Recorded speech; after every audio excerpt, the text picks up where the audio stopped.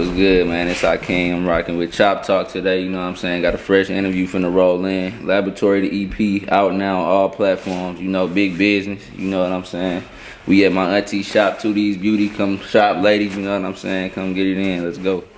My bro say we slime for sure.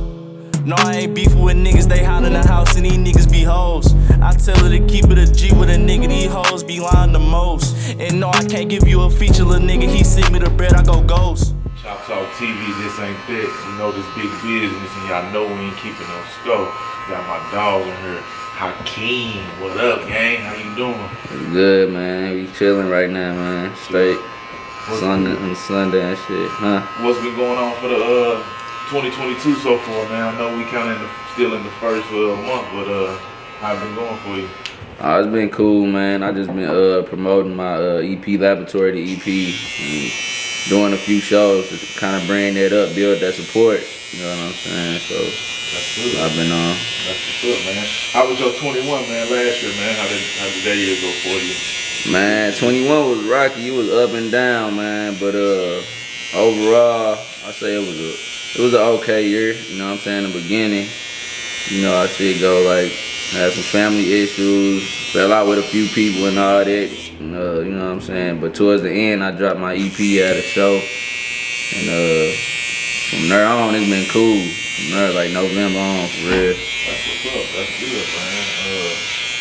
To go back even a little further, man, what was your 2020 like? You know, 2020 was a crazy year for everybody, bro. So I definitely got to just hear one thing that was kind of crazy for you in 2020, man. The pandemic was hitting, man. We lost a lot of artists. It was just like, it was crazy. Yeah, like it was a whole bunch of lives being lost in 2020, man. 2020, it was weird, bro, cause like it was the first time that ever happened, like the pandemic and shit. That shit was unheard of, bro. Like, so I ain't know what to expect before it happened. I thought it was gonna be worse than what it was. Like when they was talking lockdown and shit, you can't step outside and all that. Like niggas was like panicking cause we thought you finna run out of food and all that shit. Like that's what everybody was thinking, Right. And thinking you just gonna starve to death. But it ended up being cool, you know what I'm saying? But when they gave out them stimulus checks, shit started lighting up for me, man. I bought my studio equipment off of stimulus, bro, and since then I've been recording myself and just locking in with that. But I was working through the whole pandemic because my job, I forget what they call it, but they needed us to work because we did like chemicals and shit like that for medicines and all that. But it wasn't that tragic for me though. Yeah. Through quarantine, that's what you did, like just recorded a lot through quarantine? Yeah, I was just recording a lot in the crib, man. Just trying to get better at this music, for real. So you do, like mixing songs down stuff, you make beats too and shit? No, I don't make no beats, but I be trying to, but that ain't my lane, for real. I'm an artist, but I'm learning how to mix and master right now. Right now, I record some stuff and then I send it off to somebody to mix and master it and throw their ideas on it just to give, you know what I'm saying, two heads on it instead of just me doing all the work. Nah, that's good because that's gonna come with, you know, like when you're doing your music and your publishings and the percentage of the songs. So if you're doing a lot of the work yourself, then shit, you gonna own a lot of it. You know what I'm saying? Facts, yeah, that's the goal, to own 100% of your own work, man, so you could generate that wealth, you know what I'm saying, and build it quicker. Right, absolutely, man. Yeah. I was actually listening to Laboratory EP, and that joint nice, bro. You got some nice, good songs on there, man. You popping your shit, you know what I'm saying? I love your artwork. I ain't even gonna lie, your artwork is crazy. Who designed that? Appreciate that, man.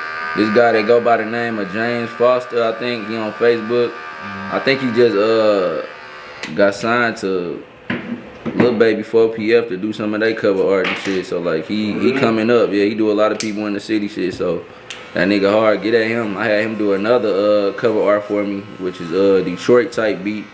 That was just a little single I dropped with KB on there. He did the cover art for that too. So he nice, man. Get at that nigga, man. That's what's up.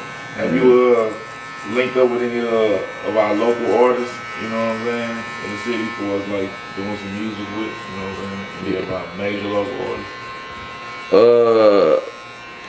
I mean, like collab with them and shit. Yeah, like collab with them and shit. I won't say Not major yet, but I link with a lot of artists, you know what I'm saying? KB the Singer, Cam Gambino,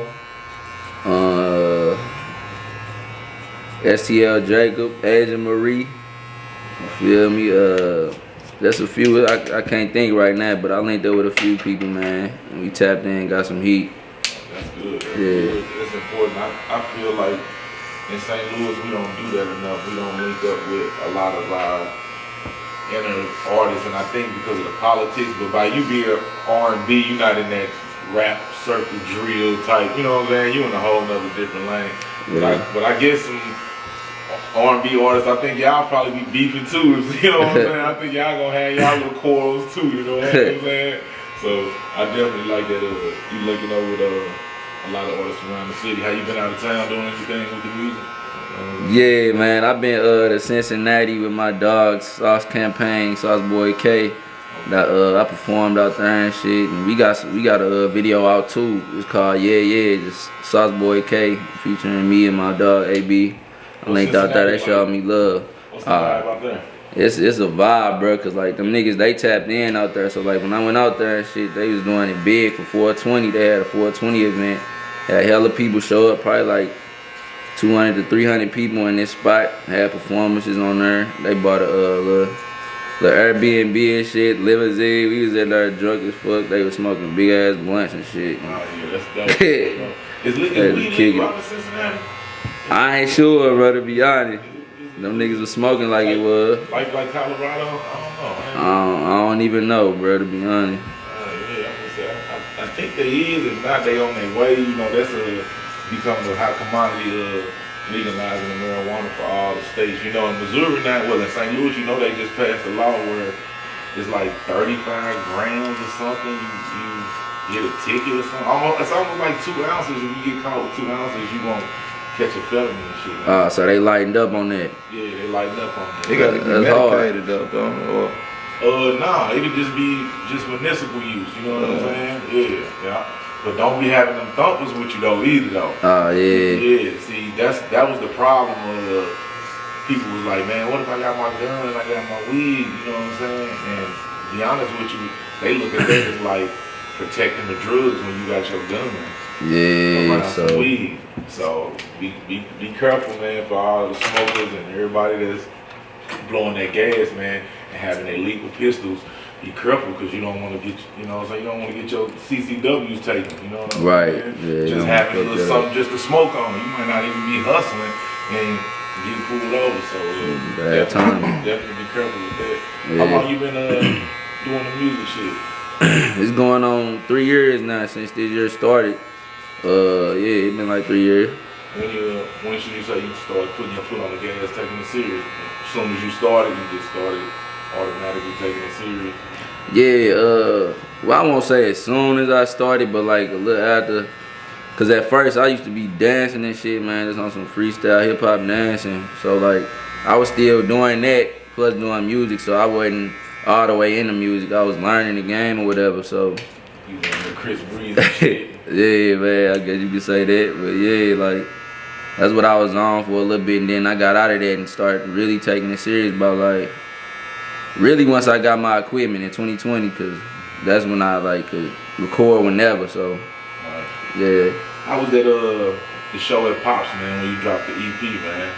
Man, that shit was live, bro. We had 175 plus people there. I think that's good for a local show here. You know how people don't be all the way supporting. You know what I'm saying? So Pops. 175 people, that's a lot of people. Yeah. And shit, for me to drop my first EP and shit, like.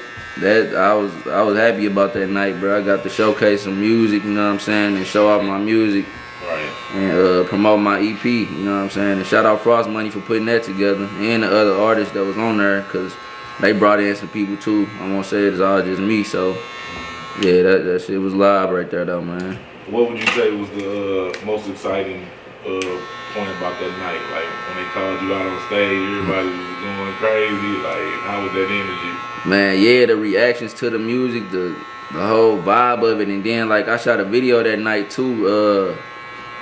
We had the whole set filmed, but I shot an actual music video that whole day, and then we finished off at the show doing my song Racks Overseas. It's like a rage rap song, so like we shot that shit there. I had ripped my shirt off and shit. People was tied up like, yeah, I got that shit online, man. I'll let you see that, but they was fucking with that shit right there. Like we was just going up that whole night. I was off the liquor and everything.